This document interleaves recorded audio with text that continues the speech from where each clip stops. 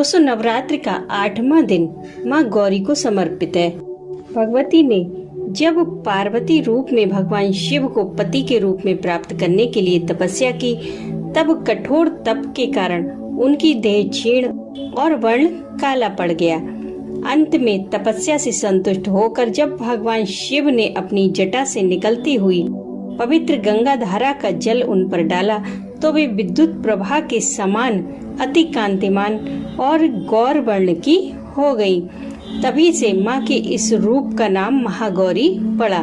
नवरात्र के 8वें दिन सुख संपन्नता प्रदाता माँ महागौरी की उपासना से भक्तों के जन्म जन्मांतर के पाप धुल जाते हैं और मार्ग से भटका हुआ व्यक्ति भी सन्मार्ग पर आ जाता है।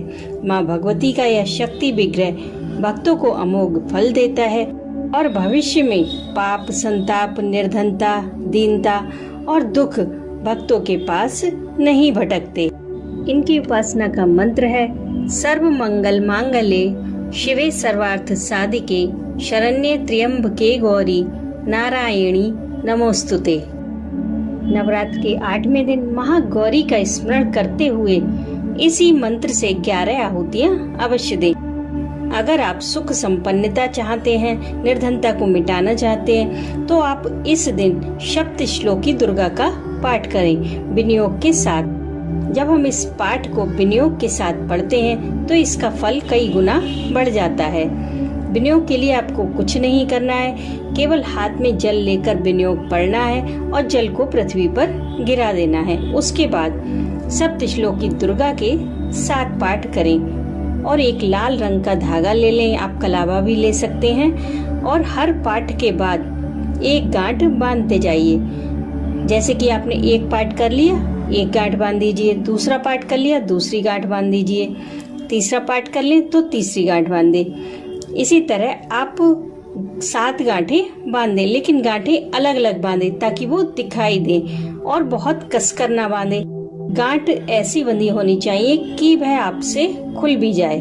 दोस्तों, 7 पाठ करने के बाद, 7 गांठें बांधने के बाद यह धागा आप माँ को समर्पित कर दीजिए और प्रार्थना कीजिए कि हे माँ, मैं अज्ञानी हूँ, आपकी शरण में आया हूँ या आई हूँ। मुझे नहीं पता कि मेरे लिए क्या अच्छा है क्या बुरा, लेकिन आप मेरी वही इच्छा पूरी कीजिए जो मेरे लिए उचित हो, जिसमें मेरा कल्याण हो। और दशहरे के बाद ये धागा उठाकर आप संभाल कर रख लीजिए। इसके बाद आप अपनी जिंदगी में ध्यान दीजिए। अगर आपकी छोटी सी भी कामना पूरी होती हो तो आप इसमें से एक गांठ खोल दीजिए। जैसी जैसे कामना आपकी पूरी होती जाए, आप गांठों को खोलते जाइए और माँ को तहे दिल से धन्यवाद दीजिए। माँ महागौरी को भोग में नारियल अति प्रिय है, इसलिए आप नारियल का भोग अवश्य लगाएं। माँ को गुलाब का फूल अर्पित करें। माँ महागौरी का संबंध राहु ग्रह से है, वो राहु ग्रह को नियंत्रित करती हैं। दोस्तों, राहु का असर बड़ा रहस्यमय तरीके से होता है। एक क्षण में व्यक्ति को सब कुछ प्राप्त हो जाता है, दूसरे ही क्षण उसके पास कुछ नहीं रहता, उसके हाथ खाली हो जाते हैं। लेकिन माँ गौरी की उपासना से इसके अशुभ प्रभाव में कमी आती है और इसके शुभ फल हमें प्राप्त होते हैं। अगर आप भी राहु की महादशा से पीड़ित हैं तो आप सप्त श्लोकी दुर्गा का पाठ अवश्य करें, आपको बहुत लाभ होगा।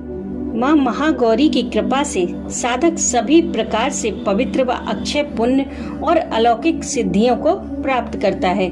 माता महागौरी का अति सौंदर्यवान, शांत, करुणामयी स्वरूप सबको प्रगति के लिए ही आशीर्वाद प्रदान करता है और भक्त की सभी कामनाएं पूरी होती हैं ताकि वह जीवन पथ पर आगे बढ़ सके। नवरात्र के 8वें दिन श्वेत शंख जैसे निर्मल गौर वर्ण वाली महागौरी का पूजन व ध्यान किया जाता है। इनके सभी वस्त्राभूषण, यहाँ तक कि इनका वाहन भी हिम के समान ही सफेद और गौर वर्ण वाला वृषभ यानी कि बैल माना गया है। इनकी 4 भुजाएं हैं। इनमें ऊपर का दाहिना हाथ अभय मुद्रा और नीचे वाले दाहिने हाथ में त्रिशूल है। ऊपर वाले बाएं हाथ में डमरू और नीचे वाला बायां हाथ वर मुद्रा में रहता है। माता महागौरी मनुष्य की प्रवृत्ति सत्य की ओर प्रेरित करके असत का विनाश करती है। माँ गौरी की उपासना से भक्त को अलौकिक सिद्धियों की प्राप्ति होती है। तो दोस्तों, नवरात्र के 8वें दिन आप महागौरी की उपासना से अपने जीवन को सुख समृद्ध बनाएं। कल फिर मिलते हैं नवम सिद्धिदात्री के स्वरूप के साथ।